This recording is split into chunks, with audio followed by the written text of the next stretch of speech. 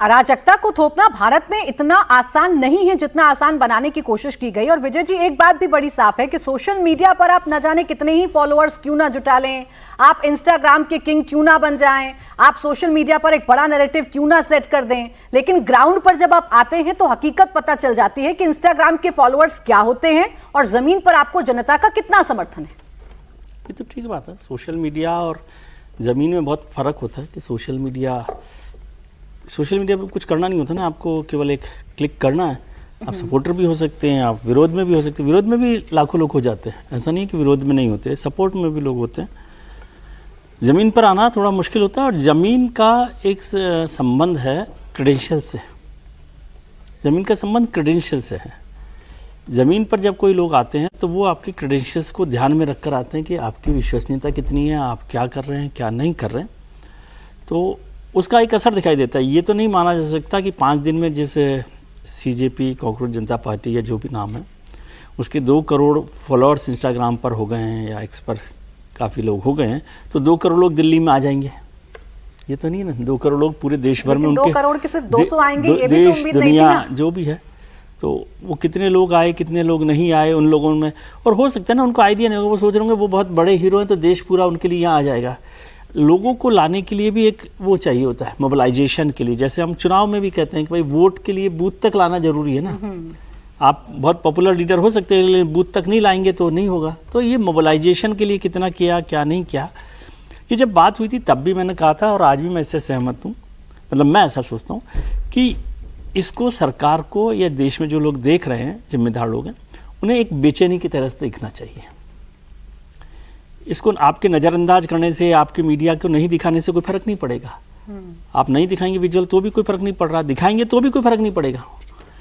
लेकिन बेचैनी है युवाओं में। यदि वो 2 करोड़ लोग भी आए हैं तो वो बेचैनी का कोई ना कोई हिस्सा तो उनके पास है। इसलिए इसको इग्नोर करने की बजाय इसके लिए क्या रास्ते निकाले जा सकते हैं, क्या संभावनाएं देश में नई तलाश, इसको CJP के लिए नहीं, देश के नौजवानों के लिए, देश की आर्थिक स्थिति के लिए। आर्थिक स्थिति पर अभी कल ही रिपोर्ट आई है हमारी ग्रोथ को लेकर, GDP को लेकर। लेकिन ये भी फैक्ट है कि वल्नरेबल इकोनॉमी की तरफ हम चल रहे हैं। वल्नरेबल हैं हम लोग, 4थे से 5वें पर पहुंच गए, 5वें से 6ठे पर पहुंच रहे हैं। और पर कैपिटा इनकम में देखें तो हम बहुत नीचे हैं। ट्रंप साहब जिस तरह से दबाव बनाए हुए हैं हम पर ट्रेड डील को लेकर, वो सारी चीज़ें हैं। अभी मैं कल किसी से बात कर रहा था US में, तो उन्होंने बताया कि जो हमारे हाईटेक जो बच्चे हैं वहाँ पर पढ़ाई कर रहे हैं, जॉब कर रहे हैं, उनमें से 15,000 लोगों को पिछली बार उन्होंने H1B वीज़ा को एक्सटेंड नहीं किया और इस बार अभी मार्च तक 7,500 लोगों को वापस भेज दिया हिंदुस्तान। ठीक। तो ये सारी चिंताएं हैं। इन चिंताओं को भी सरकार को या जो भी लोग देख रहे हैं उनको एड्रेस करना चाहिए। ये बड़ा इशू है। कॉकरोच जनता पार्टी के साथ कौन आ रहा है, कौन नहीं आ रहा, हाँ। बहुत बड़ा नहीं है।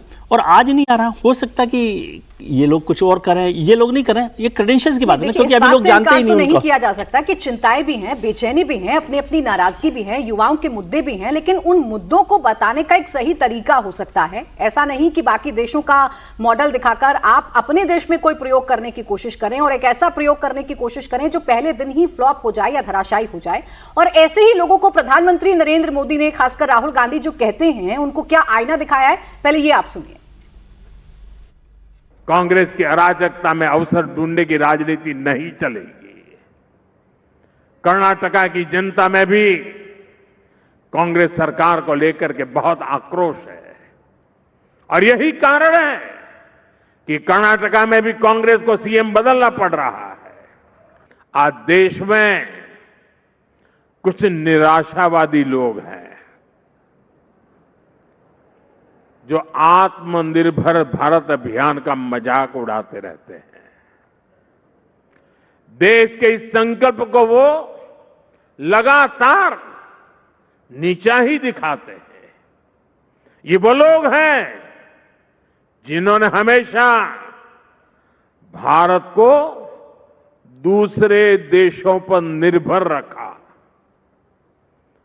वो लोग ये भूल जाते हैं कि दूसरों पर निर्भर देश विकास की वो ऊंचाई कभी प्राप्त नहीं कर सकता जिसका वो हकदार है। तो प्रधानमंत्री ने तो जो कहा उसका सीधा सीधा मतलब है जो राहुल गांधी कहते हैं उनको आईना दिखाने की कोशिश की है। अब इन दोनों बातों को अगर समीर जी मिला दें तो एक तस्वीर जंतर मंतर पर दिखी। सबसे पहले वो जंतर मंतर की तस्वीर पर ही अपना टेक दे दीजिए, बता दीजिए क्या ऐसी उम्मीद थी कि इस कदर फ्लॉप होगा? बातें तो बहुत बड़ी बड़ी की जा रही थी और जैसा विजय जी कह रहे हैं इस बात से इनकार नहीं किया जा सकता कि बेचैनी भी है, मुद्दे भी हैं, युवा नाराज भी है, खुलकर अपनी बात भी कह रहा है, लेकिन क्या वो सोशल मीडिया तक ही सीमित है? ग्राउंड पर उसका जो इम्पैक्ट है या जो पिक्चर दिखनी चाहिए थी वो क्यों नहीं दिखी?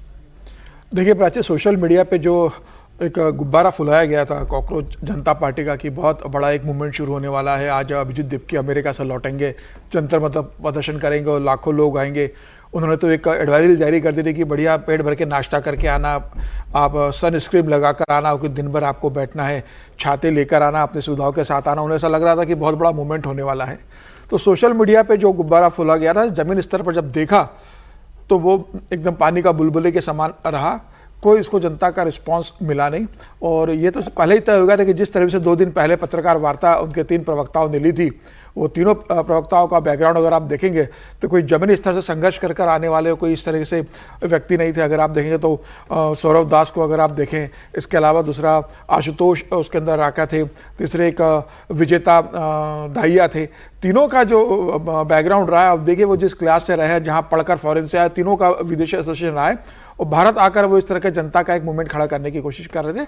मुझे लग रहा है कि देश की जनता इस बात को समझती है और अरविंद केजरीवाल ने जिस तरीके से एक आंदोलन खड़ा कर अन्ना हजारे के चेहरे को इस्तेमाल करके बाद में एक राजनीतिक रंग लिया और उसके बाद जिस तरीके से उन्होंने गिरगिट के समान रंग बदला, और तमाम वो बातें जो उन्होंने अपने आंदोलन के दौरान कही थी राजनीतिक दल बनाने के पहले, राजनीतिक दल बनाने के बाद उन्होंने अपने आप को जिस तरीके से बदला, करप्शन में इन्वॉल्व हुए, शराब के घोटाले में इन्वॉल्व हुए, उसके बाद जनता ने उन्हें सत्ता से बेदखल कर दिया। तो मुझे लग रहा है कि देश की जनता भी इस बात को समझती है कि भाई इस तरीके से आंदोलन से या इस तरीके से एक जंतर मंतर पर कॉल देने से कोई बहुत बड़ा मूवमेंट की बात नहीं है। इन लोगों को अभी परीक्षा देनी होगी जनता की नज़रों में। और मुझे लग रहा है कि फिलहाल पहली परीक्षा में तो ये फेल हो गए। जहाँ तक बात थी कि लोग वहाँ पर आएंगे, तमाम लोगों की भीड़ इकट्ठी होगी, कोई वहाँ पर जिस तरीके से भीड़ नज़र नहीं आ रही है। ये बता रहा है कि जनता को लग रहा है कि भाई सोशल मीडिया पे आपके 2 करोड़ फॉलोअर अगर बन जाते हैं, इंस्टाग्राम पे आपके भारतीय जनता पार्टी कांग्रेस से ज़्यादा फॉलोअर बन जाते हैं, उसके लिए आपको कोई बहुत संघर्ष नहीं करना है। एक बटन दबा के आप सोशल मीडिया पे फॉलोअर हो जाते हैं, लेकिन वही फॉलोअर जमीनी स्तर पर आपके साथ कितने जुड़े, यह आज मुझे लगता है जंतर मंतर पे दिख रहा है कि उनके साथ मुश्किल से बमुश्किल से 200 लोग वहाँ इकट्ठे हुए।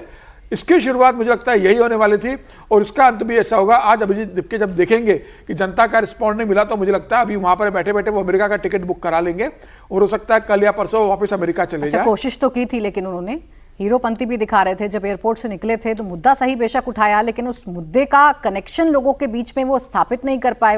एक पोस्टर लहरा रहे थे ना, बिल्कुल मांग रहे थे, बोल रहे थे। अम्बेडकर जी का फोटो दिखाया, संविधान की कॉपी जो राहुल गांधी का जो रहा है वो लेकर आया। उन्हें लग रहा था कि जिस तरीके से 2024 के लोकसभा चुनाव के पहले राहुल गांधी ने संविधान बदलने की बात की थी कि भारतीय जनता पार्टी सत्ता में आएगी तो संविधान बदल देगी, संविधान बचाने के लिए राहुल गांधी जिस तरीके से लाल किताब लेकर संविधान का एक बताकर लगातार रैलियां करते रहे, मुझे लगता है अभिजीत दीपके ने भी वही एक अपना व्यवहार अपनाया है कि वो संविधान को लेकर आए, बाबा साहब अम्बेडकर को उन्होंने याद किया। लेकिन सिर्फ इस तरीके से कि अमेरिका से उड़कर आप इंडिया आ जाओ, जंतर मंतर पर आप 5 घंटे बैठ जाओ और आपको लगे कि आपने बड़ा मूवमेंट कर दिया और देश की जनता आपके साथ है, आप वहां स्लोगन लगा रहे हो कि भाई शिक्षा मंत्री इस्तीफा दे। सरकार ने तो CBSE के डायरेक्टर हिमांशु सिंह को और दूसरे जो उनके सचिव है उनको वहां से हटा दिया है। सरकार कार्रवाई कर रही है। इस तरीके से मुझे लगता है जिस तरीके से वो जिस मानसिकता से आए थे कि एक बड़ा वहां पर एक अराजकता की स्थिति क्रिएट करेंगे, हो हल्ला करेंगे वहां पर, मुझे लग रहा है उनका पहला जो उद्देश्य था वो पूरी तरीके से फ्लॉप हो गया।